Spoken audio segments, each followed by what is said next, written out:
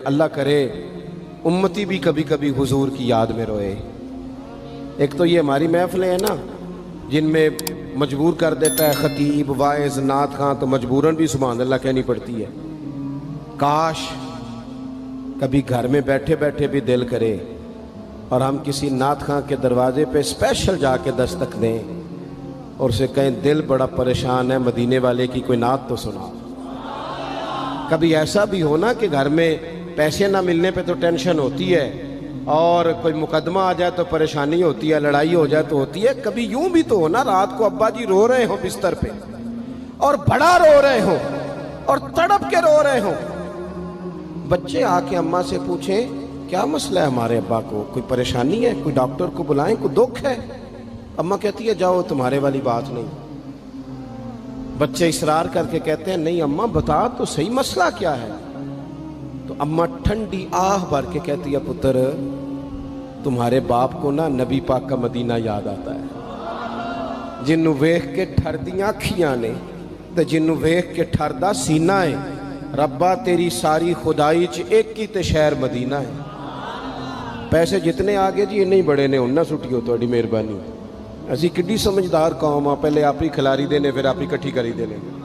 کیسی بات ہے، غوث پاک کی محفل میں لوگ بندے گنتے تھے، توبہ کس کس نے کی، ہماری محفلوں میں لوگ نوٹ گنتے ہیں اور اسپیشل بندے رکھے ہوئے نوٹ گننے کے لیے۔ بس کریں یار، چھوڑ دیں، بڑا ہو گیا یہ کام ہماری۔ سنیں جی سنیں، اللہ خوش رکھے، اللہ آپ کو خوش رکھے۔ اور میرے بھائی اللہ جزات، سنیں ہمیں جو کچھ دین نے دے دیا وہ ہماری اوقات سے پہلے ہی بڑا زیادہ ہے، تو یہ نوٹ چھوڑ تو یہ تو بات ہی پیچھے رہ گئی ہے۔ سانو تخت ہزارے دی لوڑ کی ہے، نالے کی لگے شہر بمول دے نال، اسی اپنی بال کے سیکنے ہیں، سانو کی لگے کسی اور دے نال۔ یہ چھوڑ دیں یہ کام، یہ کوئی اتنا مناسب نہیں لگتا۔ اللہ جزائے خیر دے۔ آپ توجہ کریں کہ عرض کر رہا ہوں تو شدید حضور سید عالم صلی اللہ علیہ وسلم رو رہے ہیں آزمائش میں، امت کی آزمائش کو دیکھ کر حضور رو رہے ہیں کہ امت آزمائش میں۔ حضرت جبریل نے جا کے عرض کی یا رسول اللہ وہ جو خاص حساسیت ہے نا حضور کی طبیعت میں امت کے حق میں، اس کے لیے حضور رو رہے ہیں۔ تو رب کریم نے کیا پیغام دیا؟ کہا کہہ دو محبوب سے جا کے وَلَسَوْفَ يُعْطِيكَ رَبُّكَ فَتَرْضَىٰ، محبوب رب آپ کو اتنا دے گا کہ آپ اپنے رب سے راضی ہو جائیں گے، راضی کیا جائے گا امت کے حق میں۔ اور حضور فرمانے لگے جب تک ساری امت جنت میں نہیں جائے گی میں نے راضی نہیں ہونا۔ حضور کا یہ رشتہ حساسیت، چونکہ ہمارے پاس تو اب ہم بعض دفعہ لگتا ہے کہ زیادہ عالم ہو گئے لوگ،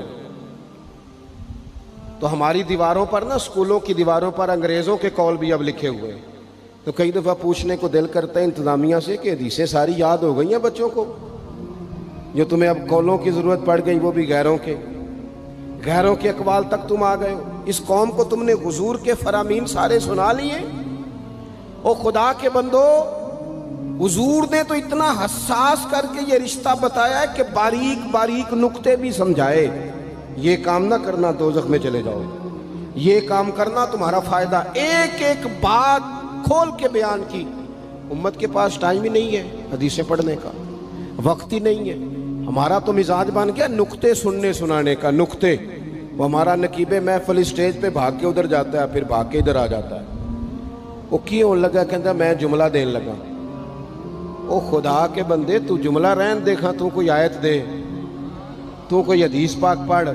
وہ پھر وہ بعض اوقات میں تو چونکہ کمزور سا بندہ ہوں تو وہ جب 50 کو دفعہ کہتے ہیں نا تیار ہو جو جملہ دین لگا، تو ایسے لگتا ہے جملہ نہیں آئے گا کوئی ایٹم بم بھی آئے گا۔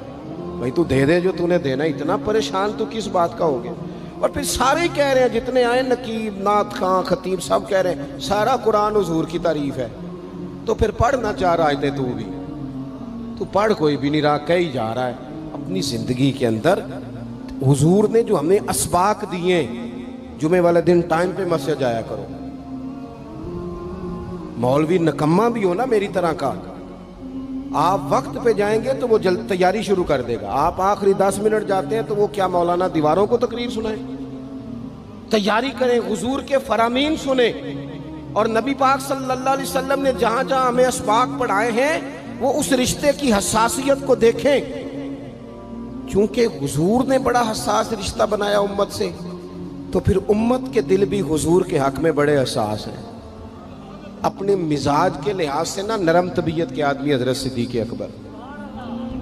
کچھ لوگ نرم ہوتے ہیں نا بیچارے، جو گیا مان لی، جو گیا مان لی، ان کو لوگ تنگ بھی بڑا کرتے ہیں۔ یہ بھی میں آپ کو بتا رہا ہوں۔ وہ جس بندے کا پتہ ہوتا ہے نا کہ جناب اس کے پاس گئے تو یہ اکثر تارے شاٹ بھی رہتی ہیں، تو وہاں ذرا جاتے بھی لوگ تھوڑی احتیاط کرتے ہیں۔ حضرت ابو بکر صدیق طبعاً نرم طبیعت کے تھے، کشادہ روئی، خندہ پیشانی مزاج کا حصہ تھا۔ وہ دیر تک صبر کرنے کے عادی تھے، لیکن ایک دن ان کے والد آئے جناب ابو قحافہ رضی اللہ تعالیٰ عنہ، بعد میں انہوں نے کلمہ پڑھا۔ وہ ایک دن حضور کی بارگاہ میں شکایت لے کے آئے۔ اب کسی اس بندے کی شکایت آ جائے نا جس کی توقع نہ ہو، جس سے توقع نہ ہو۔ کسی نے کہا تھا نا کہ تجھ سے شکوہ نہیں بے وفائی کا، پر تجھ سے امید بے تحاشا تھی۔ تیرے اوپر امیدیں بڑی تھیں، تو نے یہ جو کام کیا نا یہ تھوڑا عجیب لگا ہے، تجھے نہیں کرنا چاہیے تھا۔ کوئی اور کر دیتا تو چلو بات اتنی سخت نہیں تھی، تجھے نہیں کرنی چاہیے تھی، تیری بنتی نہیں۔ حضرت صدیق اکبر طبی طور پر نرم آدمی، لیکن ان کے والد آئے حضور کی بارگاہ میں، اور بزرگ ہیں اور نابینا ہیں اور لاٹھی تھامے ہو، اور انہوں نے بڑی عجیب بات کی، کہا یا رسول اللہ حد ہو گئی، آج تو ابو بکر صدیق نے مجھے تھپڑ مارا ہے، تھپڑ مارا ہے۔ یہ ابھی وہ مسلمان نہیں تھے، شکایت آئی، کریم محبوب علیہ السلام کے گرد جتنے لوگ کھڑے تھے محو حیرت ہو گئے کہ ابو بکر صدیق یہ کام کریں گے۔ حضور نے فرمایا بلاؤ نا جناب صدیق کو، حاضر بارگاہ ہو گئے، ہاتھ باندھے، نظر جھکائی ہے۔ حضور نے فرمایا ابو بکر لوگوں کو تو یقین ہی نہیں آ رہا، تم نے تھپڑ مارا باپ کو؟ خاموش کھڑے، خاموش۔ کریم نے فرمایا ابو بکر سن رہے ہو میں نے کیا کہا، باپ کو مارا ہے؟ چپ کھڑے۔ تیسری دفعہ حضور نے فرمایا بولتے کیوں نہیں؟ انہوں نے نا گردن اٹھائی، آنسو ٹپ ٹپ داڑھی پہ گر رہے، رو کے عرض کرنے لگے یا رسول اللہ باپ سے کہیں خنجر لے کے میرا گلا کاٹ دے، میں سی نہیں کروں گا، پر اس نے نا آج آپ کے بارے میں بات کی ہے، آپ کی شان اقدس کے بارے میں کچا جملہ بولا ہے، آپ کے بارے میں کمزور بات کی ہے۔